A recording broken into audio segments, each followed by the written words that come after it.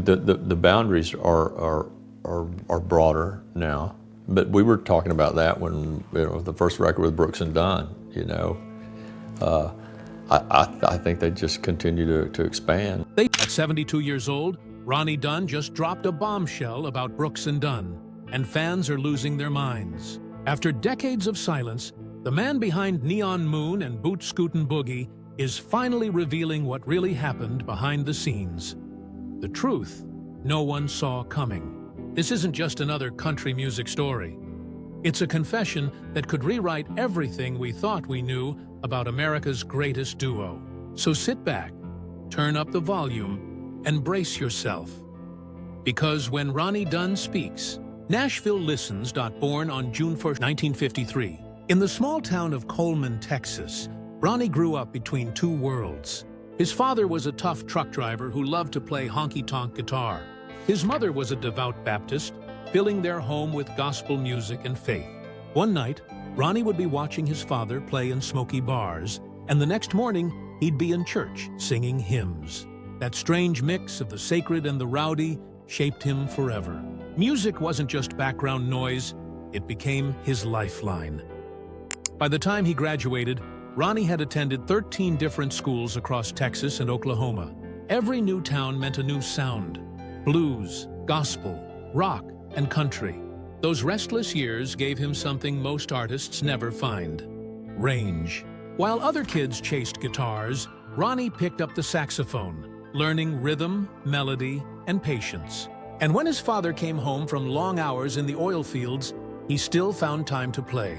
That lesson, that music could be work, not just dream, stuck with Ronnie for life. In the early 1970s, Ronnie thought psychology might be his calling. He enrolled at Abilene Christian University, but his heart had other plans. He started sneaking out at night to sing in local bars, performing for people who were half drunk but fully emotional. It didn't take long for the university to find out. Playing honky-tonks clashed with their rules, and Ronnie was expelled. That could have been the end, but instead, it became the beginning. He doubled down on music while also serving as a youth minister in a small church in Oklahoma. Gospel music wasn't just part of him, it was his foundation. And to this day, you can hear it in every aching note he sings. By the early 1980s, Ronnie moved to Tulsa, Oklahoma, where the nightlife was booming. Venues like Tulsa City Limits were packed with crowds hungry for country, blues, and southern rock. Ronnie played night after night, testing new songs, learning what made people dance or cry. One night, a drummer named Jamie Oldeker, who had played with Bob Seger and Eric Clapton, spotted a Marlboro talent search form at a gas station.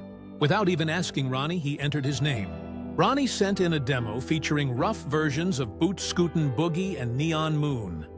And he won. After meeting producer Scott Hendricks and record executive Tim DuBois in Nashville, Ronnie Dunn was paired with Kix Brooks, despite both preferring solo careers. Their first collaboration produced Brand New Man and My Next Broken Heart, songs that defined 1990s country music. On August 13, 1991, Brooks and Dunn released their debut album Brand New Man, which sold over 7 million copies.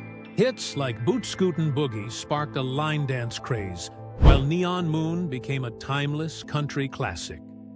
The chemistry between Ronnie Dunn and Kix Brooks was undeniable.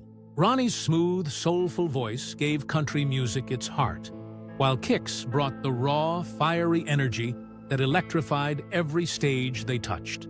Together they created a sound no one could duplicate. Over the next 2 decades, Brooks and Dunn became the most successful country duo in history, selling more than 30 million albums, earning 30 ACM Awards, 18 CMA Awards, and holding the CMA Vocal Duo of the Year title for an incredible 14 straight years. Their timeless songs, My Maria, Ain't Nothing 'Bout You, and Red Dirt Road, became the soundtrack of the 90s and early 2000s, defining a golden era of country music. But behind the spotlight, cracks were forming. Between 1991 and 2009, they released 11 studio albums and toured relentlessly. The grind was brutal, and by the late 2000s, the duo was recording separately, each with different producers. It wasn't about anger, it was exhaustion. What began as a brotherhood had quietly turned into a business. Then, in August 2009, the unthinkable happened. They announced their split. Their farewell concert at Bridgestone Arena in Nashville on September 3, 2010, felt like the end of an era.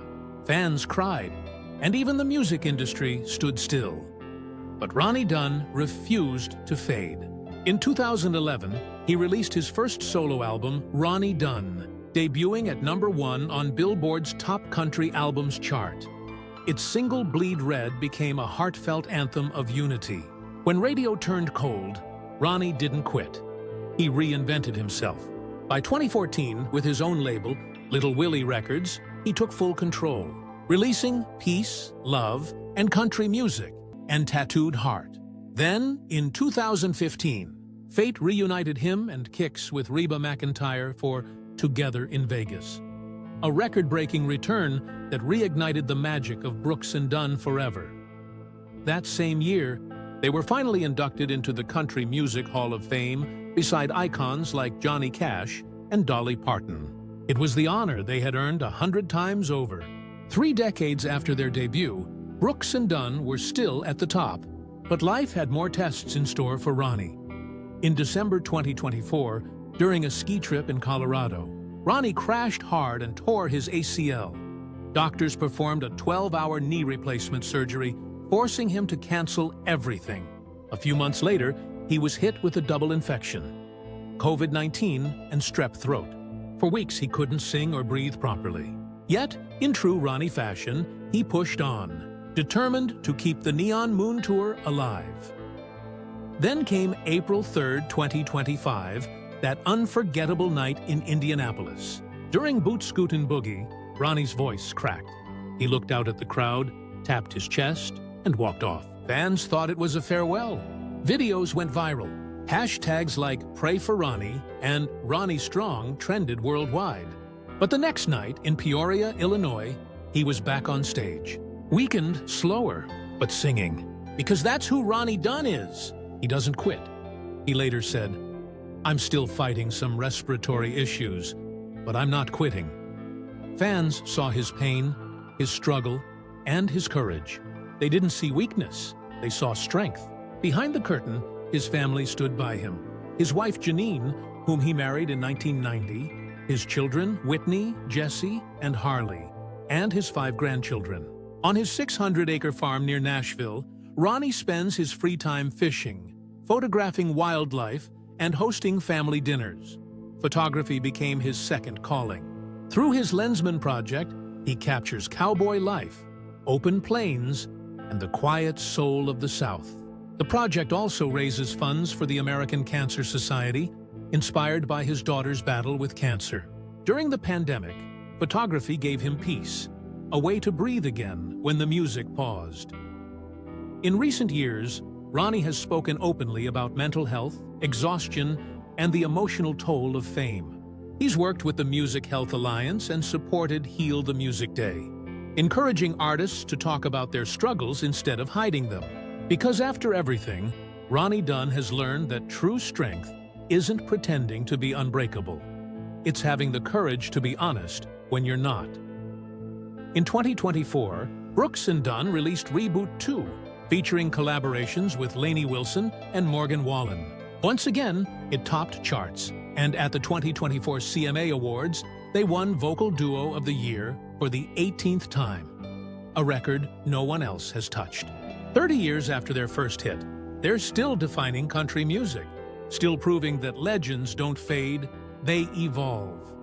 From the oil fields of Texas to the neon lights of Nashville, from church pews to sold-out arenas, Ronnie Dunn's life is a song of faith, failure, and redemption. He didn't just sing country music, he lived it. And when he walked off that stage in 2025, the silence wasn't an ending.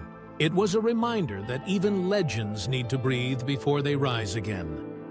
The story of Brooks and Dunn is far from over, and neither is Ronnie Dunn. His voice still echoes through every heart that loves real country music. Because country doesn't just live in radio hits. It lives in the soul of the man who gave it meaning, If Ronnie's story moved you, hit that like, share, and subscribe for more untold legends of country music. Comment your favorite Brooks and Dunn song below. And always, keep the music alive. Thanks for watching.